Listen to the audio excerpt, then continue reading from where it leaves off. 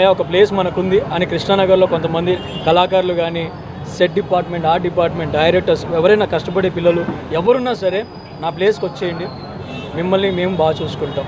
Okay. And more over నేను hotel ఇండస్ట్రీకి కొత్త, గురువుగారు ఉన్నారు ఇక్కడ కళింగపట్నం. సో నేను సోహెల్కి కాల్ చేస్తూ ఉంటా, మచ్చా ఎట్లవుతుంది మచ్చా కళింగపట్నం అంటే, అన్న ఉల్లిగడ్డలు కట్ చేయాల్సి వస్తుంది, అంట్లు తోమాల్సి వస్తుంది. నిజంగా తన పని తను చేసుకుంటూ అక్కడ వాళ్ళకి సపోర్ట్ ఇచ్చుకుంటూ is doing a great job with Kalingapatnam. ఇది మాకు ఇద్దరం ఇండస్ట్రీలోకి వచ్చి కష్టపడుతున్నాం.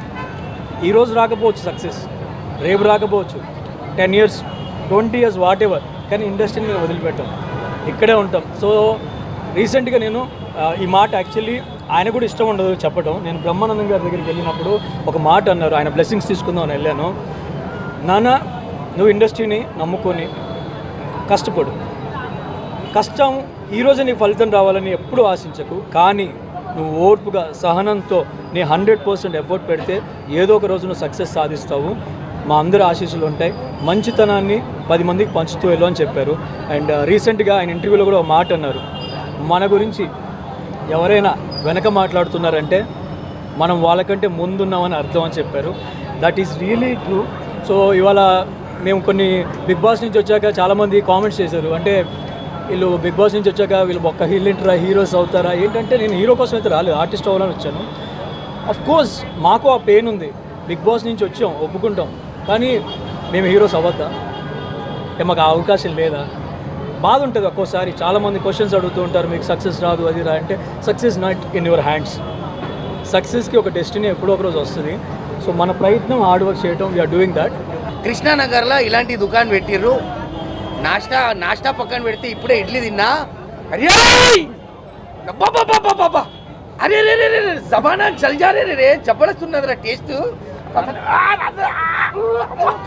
ఎట్లున్నదిరా మామ. సో ఫ్రెండ్స్ ప్లీజ్ కమ్, మీరందరూ రావాలి.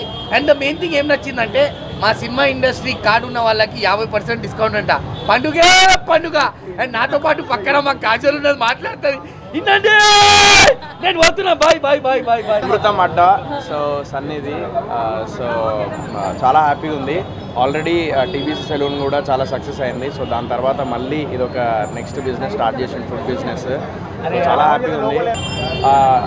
ఏదైతే రీజనబుల్ ప్రైస్లో హైజీనిక్ ఫుడ్ అండ్ ఒక గుడ్ అంబియన్స్, అంటే ఒక నార్మల్ పీపుల్ కూడా బయటికి వెళ్ళేటప్పుడు పని చేసి కష్టపడి పొద్దున్న సాయంత్రం వరకు లేదంటే రాత్రి కష్టపడి అట్లా వెళ్ళే వాళ్ళు, వాకింగ్ చేసేటోళ్ళు, వాళ్ళు ఇక్కడికి వచ్చి ఒక లగ్జరియస్ లైక్ బ్రేక్ఫాస్ట్ని ఇక్కడ చేయొచ్చు అనమాట. టిఫిన్స్ అమృతం అడ్డా చాప్టర్ 1 టిఫిన్స్ మీకు అర్థమవుతుంది, ఇంకా చాప్టర్స్ రాబోతున్నాయి అనమాట.